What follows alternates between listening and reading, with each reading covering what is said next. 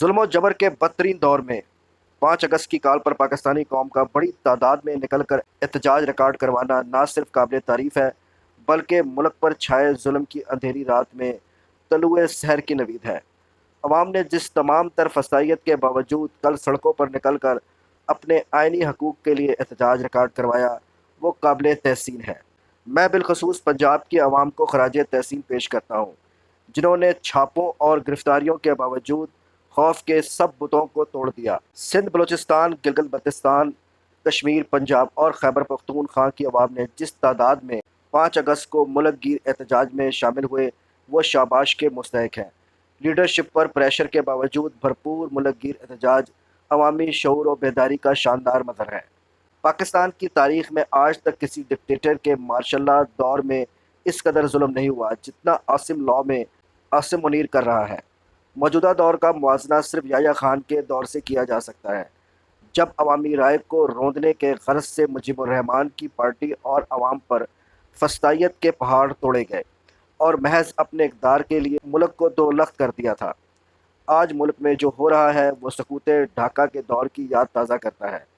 تب بھی جمہوریت کا گلا گھونٹ کر قانون کی بالادستی کا مکمل خاتمہ کر دیا گیا تھا، میڈیا کی آزادی اور احتجاج کا حق چھین لیا گیا تھا اور ملک میں صرف جنگل کا قانون نافذ تھا۔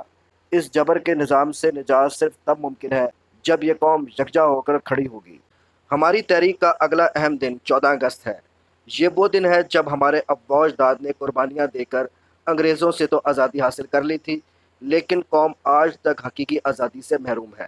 اس ملک میں جب تک آئین و قانون کی بحالی نہیں ہوگی، آزادی نہیں ملے گی۔ 14 اگست کو وطن عزیز میں جاری فسادیت کے خلاف پوری قوم ایک مرتبہ پھر بھرپور انداز میں نکلے گی۔ ہمیں اس مافیا سے آزادی لینا ہوگی، اور آزادی لینا تب ہی ممکن ہوگا جب کوئی قوم قربانی دینے کے لیے تیار ہوتی ہے۔ میں خود اپنی قوم کی خاطر جیل میں بدترین حالات کاٹ رہا ہوں۔ یہاں موجود قیدی بھی اعتراف کرتے ہیں کہ ایسا سلوک تو کسی عام قیدی کے ساتھ بھی نہیں ہوتا جیسا کہ میرے ساتھ کیا جا رہا ہے۔ مجھے توڑنے کی ناکام کوشش میں میری اہلیہ بشریٰ بیگم کو بھی بدترین حالات میں رکھا جا رہا ہے، مگر میں پھر بھی آئین و قانون کی بالادستی اور جمہوریت کی بحالی کے لیے قربانی دے رہا ہوں۔ حقیقی آزادی حاصل کرنے کے لیے ہم سب کو مل کر قربانی دینا ہوگی۔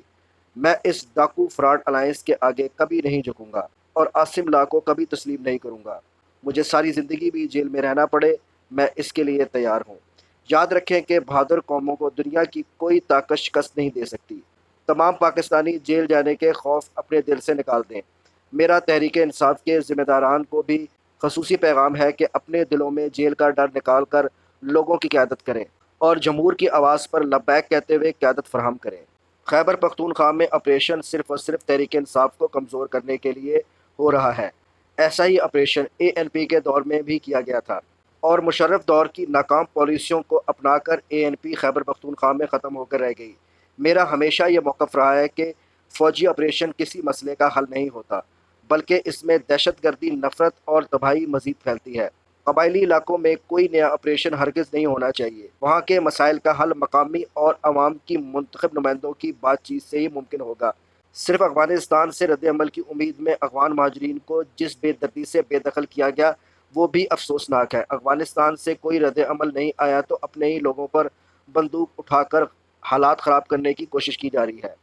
ایک مرتبہ پھر واضح کر رہا ہوں، جن ممبران اسمبلی کو ناحق نااہل کیا گیا، ان کی نشستوں پر کوئی انتخاب نہیں لڑے گا۔ ان لوگوں نے تمام مشکلات کے باوجود تحریک انصاف پر یقین کیا اور پارٹی کا ساتھ نہیں چھوڑا، لہٰذا یہ سیٹیں انہی کا حق ہے۔ ضمنی الیکشن میں حصہ لینے کا مطلب ہوگا ہم ان کے ناجائز عمل کو جائز قرار دے رہے ہیں۔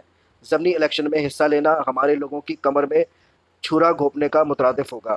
آئین و قانون کی بحالی کے لیے کامیاب آل پارٹیز کانفرنس کے انعقاد، قومی ڈائیلاگ کے آغاز اور اہم قومی مسائل کے حل پر متفقہ تجاویز پیش کرنے پر تمام شرکاء اور آرگنائزرز، خصوصاً تحریک تحفظ آئین کے عہدیداران مبارکباد کے مستحق ہیں۔